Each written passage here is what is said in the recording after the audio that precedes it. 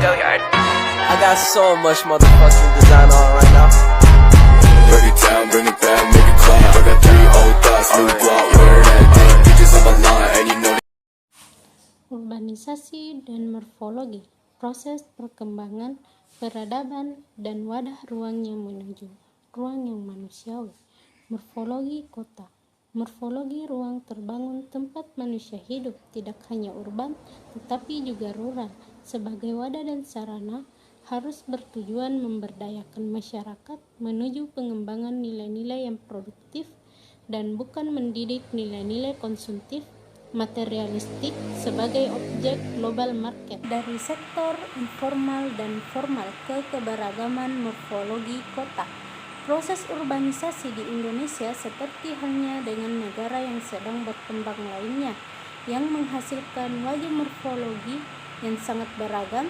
Keberagaman tersebut terbentuk dari wajah yang sering dikatakan dualistik, yang berbentuk modern dan tradisional, bersifat kekotaan dan pedesaan, terencana, teratur, tidak terencana, tidak teratur, yang berkualitas tinggi dan kumuh.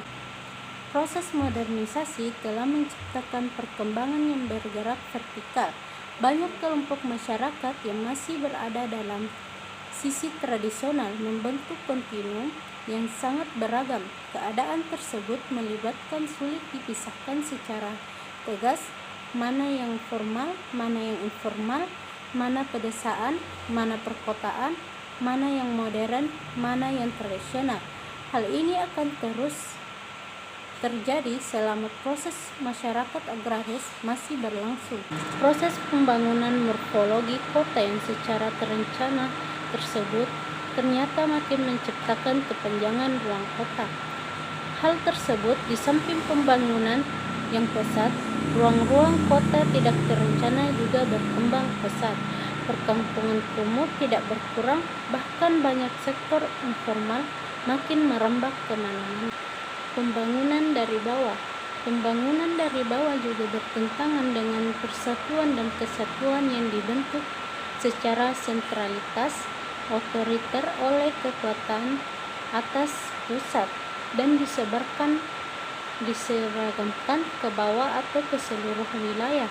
Itulah yang terjadi di era Orde Baru yang sangat rentan terhadap arus globalisasi yang penuh keterbukaan, demokratif, dan dinamis, penuh perubahan. Paradigma dari bawah atau secara wilayah adalah desentralisasi pembangunan nasional yang bersandar kepada kebudayaan, kekuatan lokal, atau kekuatan bawah. Hal tersebut berarti membutuhkan pemberdayaan masyarakat bawah, pedesaan, sektor pertanian, kota-kota kecil, menengah, dan proses modernisasi yang benar. Sektor pendidikan, pengembangan sumber daya manusia, dan pengembangan manusia. Sektor pendidikan menjadi kunci pada proses pengembangan wilayah yang didukung oleh masyarakat lokal.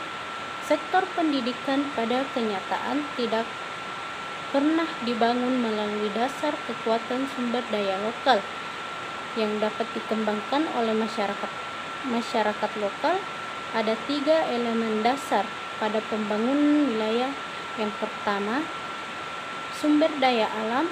Yang kedua, sumber daya manusia. Yang ketiga, sumber daya buatan atau teknologi. Jadi, sumber daya yang kedua tersebut sangat menentukan dalam pengembangan wilayah dalam sektor pendidikan. Dari pedesaan ke perkotaan, penduduk terbesar masih di pedesaan, namun justru di pedesaan kekurangan SDM yang berkualitas. Kekuatan SDM pedesaan justru migran ke kota-kota besar dalam proses urbanisasi. Kelemahan wilayah pedesaan akan terus menciptakan kesenjangan desa. Kota dalam proses kemiskinan selanjutnya akan mengalir ke kota dengan migrasi akibat push factor karena makin langkanya sumber daya kehidupan di desa. Perkotaan di pedesaan.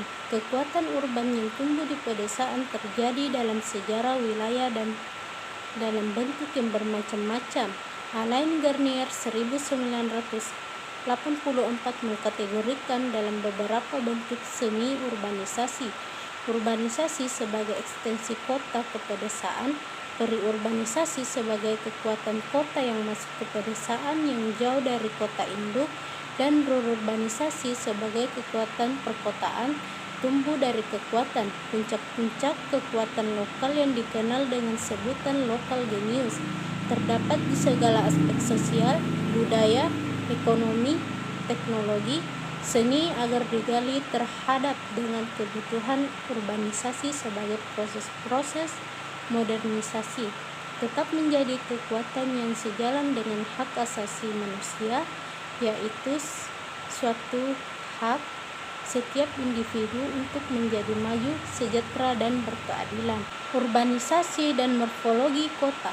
Dalam perjalanan sejarah urbanisasi telah sangat kuat terbentuknya kota-kota dan budaya urban. Perkembangan kota maupun pembangunan kota akan dibentuk oleh masyarakat melalui wakil-wakil atau kelompok yang dicapainya, yaitu kelompok elit. Oleh karena itu, pemberdayaan masyarakat merupakan modal utama bagi terbentuknya proses modernisasi yang merupakan masyarakat urban yang berhasil dari sejarah pertumbuhan kota-kota. Maka, urbanisasi sebagai proses perkembangan kota atau modernisasi bukan berarti hanya dikembangkan oleh kekuatan luar negeri, seperti kota-kota metropolitan kita sekarang.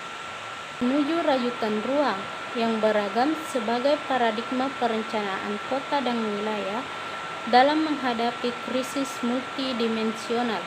Kekuatan sektor informal sebagai ilmu ekonomi perkotaan tetapi menjadi pemberdayaan masyarakat dalam proses urbanisasi yang berada pada pasca modernisasi, era pasca modern, menampung semua segmen tradisional, transisional, modern, futurisme.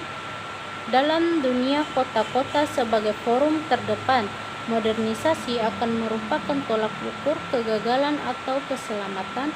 Oleh karena itu, perkembangan kota-kota di mana proses modernisasi berpuncak harus didukung oleh kekuatan rakyat bawah dan seluruh wilayah pedesaan.